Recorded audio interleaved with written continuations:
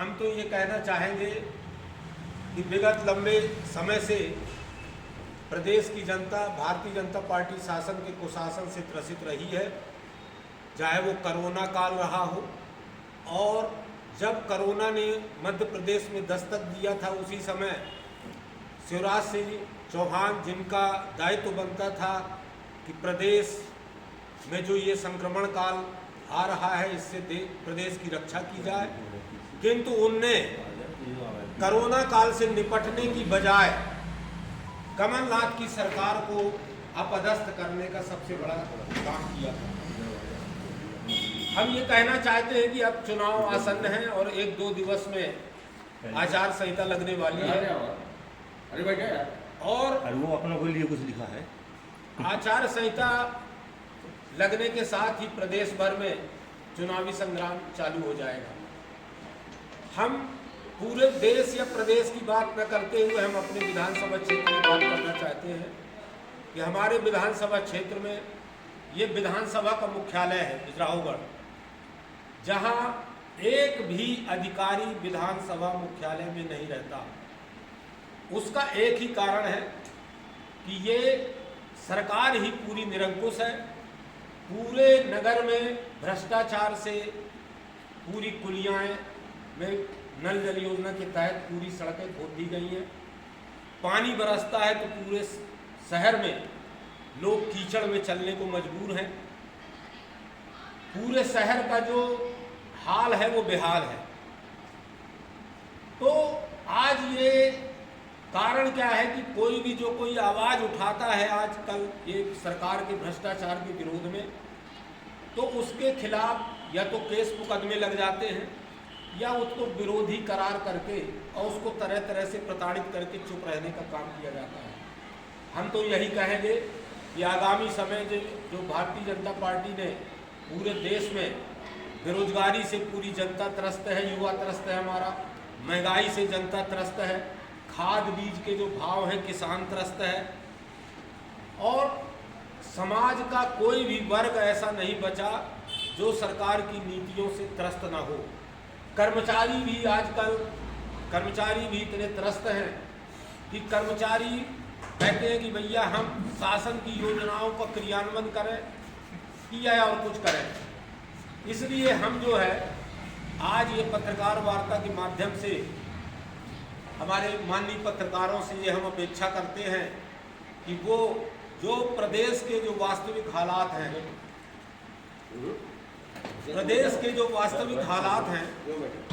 उन सब चीज़ों को प्रदेश की जनता के सामने रखें। चूँकि पत्रकार हमारे समाज का चौथा स्तंभ है। जिस तरह से न्यायपालिका, कार्यपालिका, विधायिका, उसी तरह से प्रेस जो है समाज का चौथा स्तंभ है। और समाज जो है, समाज का काम है सरकार, प्रशासन, अधिकारियों को आईना दिखाना और जो जनता के सही जिनाइन मुद्दे हैं, जो मांगे हैं, उनको सरकार के कानों तक रखना। तो हम तो आप सबसे यही आग्रह करेंगे कि आने वाले समय में विगत 15 वर्ष में जो प्रदेश में लूट हुई है, भ्रष्टाचार हुआ है, जनता का शोषण हुआ है, महंगाई बढ़ी है, हमारे क्षेत्र में बेरोजगारी बढ़ी है। बिजराहोगढ़ विधानसभा क्षेत्र में ले लिया जाए तो भूमाफियाओं द्वारा अनाप शनाप जमीनों की बिक्री, सरकारी जमीनों तक में कब्जे ये हुआ है। बिजराहोगढ़ में उद्योग के नाम पर ये पूरा क्षेत्र औद्योगिक क्षेत्र है, पूरा क्षेत्र प्रदूषण की चपेट में आ गया है। आज आप जगह जगह देखिए कि फ्लाई ऐश का परिवहन बिजराहोगढ़ क्षेत्र में होता है, लेकिन फ्लाई ऐश को जगह जगह डंपर खाली करके और चले जाते हैं। जो फ्लाई ऐश सड़कों में उड़ता है, गायें उसमें बैठती हैं, गौ माता बैठती हैं, और वो आज अपने क्षेत्र में जो गायों में लंपी रोग आया है वो केवल फ्लाई ऐश के कारण आया है। तो हम ये कहना चाहते हैं कि शासन और प्रशासन है कहाँ। हम चाहते हैं कि ये सारे मुद्दे जनता के सामने आएँ और आने वाले समय में जो चुनाव हो 2023 का, उसमें माननीय कमलनाथ जी के नेतृत्व में, कमलनाथ जी की सरकार को जिस तरह से निर्दयता के साथ में अपदस्थ किया गया था, आज पूरे प्रदेश में जनता ये मान रही है कि कमलनाथ और कांग्रेस ही एक ऐसा विकल्प है प्रदेश में जो सरकार चला करके जनता के हितों की रक्षा कर सकते हैं। इसलिए हमारा आप सबसे निवेदन है कि हमारे कमलनाथ जी ने जो घोषणाएं की हैं कि हम 500 रुपये में गैस सिलेंडर देंगे, लाडली बहनाओं को जो शासन का पैसा है, खजाना है, उसको लुटा करके शिवराज मामा और प्रदेश में अफरा तफरी का माहौल निर्मित कर दिए। आज आप बैंकों में चले जाओ तो 200 रुपये की मजदूरी करने वाली महिला एक महीने से 15 दिन से बैंक में लाइन लगाए खड़ी है। यदि वो कहीं मजदूरी करती तो वो 4000 रुपये की मजदूरी करती, लेकिन 1000 रुपये पाने के लिए वो महिलाएं बेचारी बैंकों में खड़ी हैं। बैंक के अधिकारी कर्मचारी पीड़ित हैं कि हम ये लाडली बहना के कागजातों की तैयारी करें कि हम अपने अन्य काम देखें। तो इस तरह से जो प्रशासन निरंकुश हो गया है, पूरा रावण राज, जंगल राज, कहीं कोई सुनने वाला नहीं, कोई अधिकारी विधानसभा मुख्यालय में नहीं रहता। बड़े बड़े अधिकारी जबलपुर और कटनी से बिजरावगढ़ आते हैं 12 बजे 5 बजे फिर चले गए। यहाँ कोई घटना दुर्घटना हो जाए तो कुछ नहीं।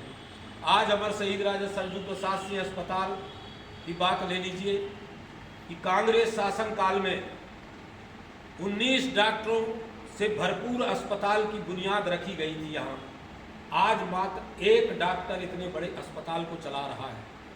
दवाइयाँ नहीं हैं, कोई मरीज वहाँ पर जाता है तो न उसके लिए कोई ठंडा पीने के पानी की व्यवस्था है, न साफ सफाई है पूरा अस्पताल। और सबसे बड़ी चीज़ कि रोगी कल्याण समिति बनी हुई है। हमारे क्षेत्र के जनप्रतिनिधियों को विगत 1.5 वर्ष से रोगी कल्याण समिति की बैठक करने तक का समय नहीं है। तो ये तो बिजराहोगढ़ के हालात हैं। सड़कों की आप दयनीय स्थिति बिजराहोगढ़ शहर में आप देख लीजिए, पूरा शहर कीचड़ से लबालब हो जाता है, पानी गिरता है। नगर पंचायत में जितना भ्रष्टाचार हुआ है, चाहे वो आवास योजना को ले लीजिए, सड़कों का निर्माण ले लीजिए, नालियों का निर्माण ले लीजिए, तो हमारा शहर मेरे को लगता है कि मध्य प्रदेश में सबसे गंदी नगर पंचायत के रूप में बिजराहोगढ़ नगर जाना जाता है। तो आप सब पत्रकार बंधुओं से हमारा आग्रह है कि कमलनाथ जी की जो नीतियां हैं, कांग्रेस युवा बेरोजगारों की हितैषी पार्टी है, गरीबों की पार्टी है, समाज के सभी वर्गों को लेकर के चलने वाली पार्टी है। आज देश में जो भारतीय जनता पार्टी के लोगों के द्वारा जो सामाजिक ताना बाना था, जो हमारे सामाजिक सहिष्णुता थी, उसको मिटा करके हिंदू मुस्लिम की बात की जा रही है। तो हम तो ये कहेंगे कि आने वाले समय में पत्रकार बंधु क्षेत्र की वास्तविक तस्वीर को समाज के सामने रखें और जनता के सामने रख करके आने वाले समय में आदरणीय कमलनाथ जी की सरकार के हाथ मजबूत करें। धन्यवाद। हमारे बीच में माननीय हमारे पूर्व नगर पंचायत अध्यक्ष अरविंद बड़गंजा जी भी आ गए हैं। मैं उनसे भी आग्रह करूंगा कि अपनी बात 2 मिनट में पत्रकारों से करने का कष्ट करें।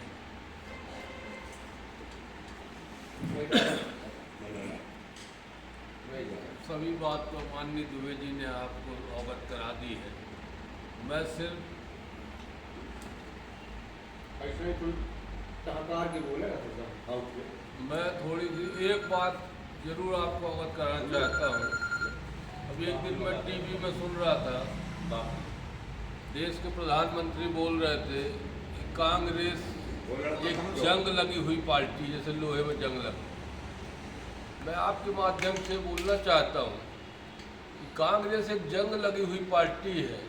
जिस देश में एक सुई नहीं बनती थी, आज उस देश में ऐसी कोई चीज़ नहीं है जो न बनती हो। आज भाजपा मुश्किल से कि 10 साल हुए केंद्र में बैठे, तो क्या आपने पूरी उपलब्धि ला दी क्या? जब पैदा नहीं हुए रहेंगे मोदी और अमित शाह, तब से ये देश तरक्की कर रहा है। सबसे बड़ी बात आप देखिए, कांग्रेस के राज में 100 बिस्तर का अस्पताल माननीय सत्येंद्र पाठक जी लेके आए। भाजपा ने क्या काम किया, उसको 100 को 30 कर दिया। 18 साल इनकी सरकार थी प्रदेश के अंदर। मैं पूछना चाहता हूं कि 18 साल में आपने क्या कभी कोशिश की कि 100 बिस्तर के अस्पताल को हम आगे बढ़ाएं? आज बिजरावड़ से कई ऐसे डॉक्टर हैं जो कटनी पदस्थ हैं, वेतन बिजरावड़ से उठा रहे हैं। आप देख लीजिए, कोई कर्मचारी हेड ऑफिस बिजरावगढ़ बना के नहीं रह रहा है। कोई कैमोर एसीसी के तलवे चाट रहा है तो कोई कटनी से आता है, सब इनकी गुलामी करते हैं। आप इनके खिलाफ जरा सा बात करोगे, आपके खिलाफ कार्रवाई हो जाएगी।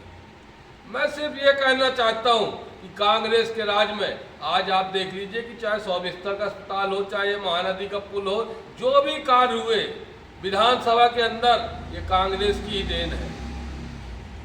भाई आप बड़ी बड़ी बातें कर रहे हो। हम कहते हैं हमारे बिजरावगढ़ अस्पताल में थोड़ी सी बुखार तेज चढ़ जाए तो कटनी रिफर कर देते हैं। क्यों नहीं आप इसकी व्यवस्था करते भाई?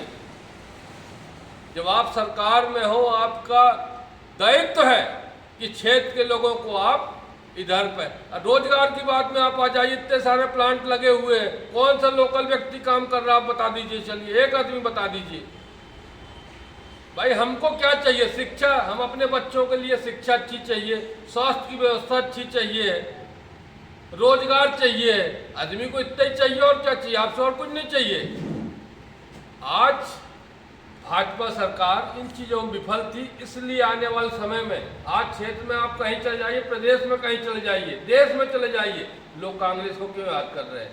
क्यों? कांग्रेस ने किया ईमानदारी से, जो भी काम किया है अच्छे से किया है। इन लोग से मुंह चलाते हैं, काम नहीं करते।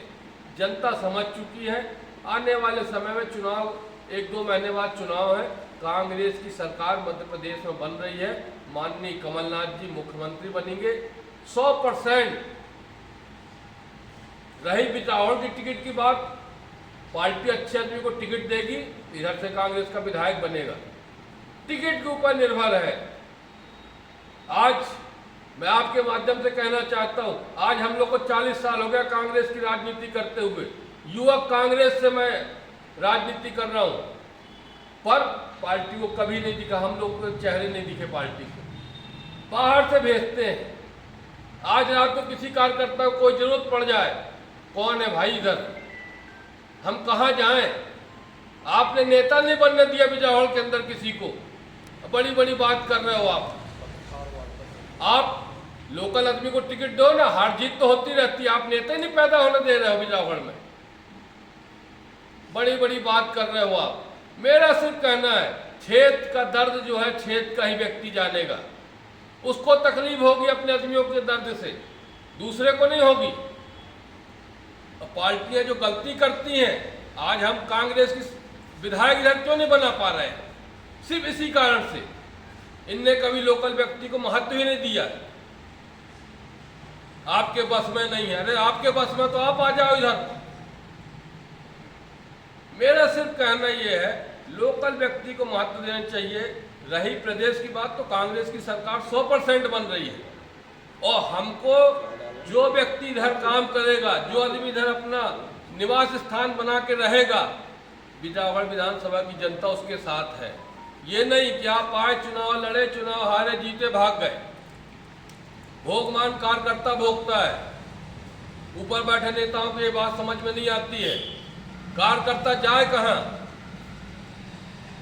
आज जो कांग्रेस के बीच में जो दुर्दशा हुई ना प्रदेश के अंदर, सिर्फ यही कारण था कि आपने टिकट ऐसे लोगों को दे दिया जिसको पब्लिक नहीं चाहती। क्यों जनता आपका सपोर्ट करेगी भाई? क्यों वोट मांगने जाए? आप तो हारे या भाग गए। कल उसके ऊपर कोई विपत्ति आती तो कौन खड़ा होगा?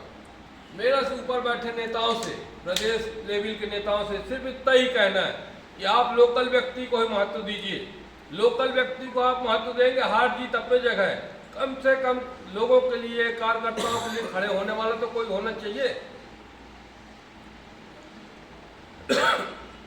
रही बात आने वाले चुनाव में, मैं तो आपके माध्यम से ही बताना चाहता हूं कि 2024 में केंद्र में कांग्रेस की सरकार बनेगी, राहुल गांधी प्रधानमंत्री बनेंगे। क्यों? राहुल गांधी जी एक ऐसे व्यक्ति हैं कि वो गरीबों के बीच में भी जाते हैं। आपने देखा होगा टीवियों में, बड़े आदमियों के बीच में नहीं बैठता वो आदमी, हमेशा गरीबों के बीच में, गरीबों की पूरी भावनाओं से साथ बैठ के उनकी क्या समस्याएं हैं, क्या हर एक एक पहलू पे वो बात करते हैं। आज मोदी जी को आप बता दीजिए, कभी किसी गरीब के पास बैठ के बात की हो? मन की बात जरूर करते हैं। मन की बात में जो आया आपने बोल दिया। भाई सुनना पड़ेगा, मजबूरी है लोगों की। पर जमीन में कुछ नहीं दिख रहा है। महंगाई देख लीजिए आप, आसमान छू रही है। कांग्रेस के राज में जो सिलेंडर 500 रुपए का था, तो भाजपा के केंद्रीय मंत्री नंगा नाच रहे थे रोडों में, आज मर गए। अभी मैं न्यूज अभी देख रहा था घर में, अमेठी में वो ईरानी, कौन सी ईरानी है, स्मृति ईरानी, अमेठी में ताला लगवा दी संजय गांधी मेडिकल कॉलेज में। मैं ये पूछना चाहता हूँ, गांधी परिवार से इतनी नफरत क्यों भाई भाजपा वालों को? गांधी परिवार ने ऐसा क्या कर दिया? एक डॉक्टर की गलती में आपने पूरा मेडिकल कॉलेज ही सील करा दिया। लाखों लोग परेशान हो रहे हैं। ये इनका चरित्र है, दिखाते कुछ है, करते कुछ है। आज आप लोग इधर आए, मैं आप लोगों का हृदय से धन्यवाद देता हूं, सभी पत्रकार साथियों का। जो हम लोगों की पीड़ाएं हैं वो हमने आपके सामने रखी, क्षेत्र की, प्रदेश की। ऐसा नहीं कि हमको भाजपा, हम अपने लोगों से भी हमने आपको खुल के बोला, जो हमारे लोग हमारे साथ कर रहे हैं, कांग्रेसियों के साथ कर रहे हैं। मेरा मतलब है पार्टी टिकट लोकल आदमी को दे, अच्छे आदमी को दे, तो इधर विधायक बनना कोई असंभव नहीं है, संभव है। कांग्रेस का क्षेत्र था बिजनौगढ़, हमेशा कांग्रेस जीतती थी इधर। आप राजेंद्र सिंह बघेल को देख लीजिए, लोकल थे, लोकल आदमी थे, सबका सहयोग मिलता था। भैया एक कहीं ना कहीं आदमी के दिमाग में आता कि लोकल आदमी है, रात को 2 बजे जाएंगे, इससे मुलाकात हो जाएगी। और बाहरी आदमी से कहाँ मुलाकात होगी भैया? तो मेरा सिर्फ इतना कहना है कि कांग्रेस ही ऐसी पार्टी है जो प्रदेश को, देश को चला सकती है, जो गरीबों को, हर वर्ग के लोगों को साथ में लेके चलने वाली पार्टी है, वो सिर्फ कांग्रेस है। धन्यवाद, जय हिंद।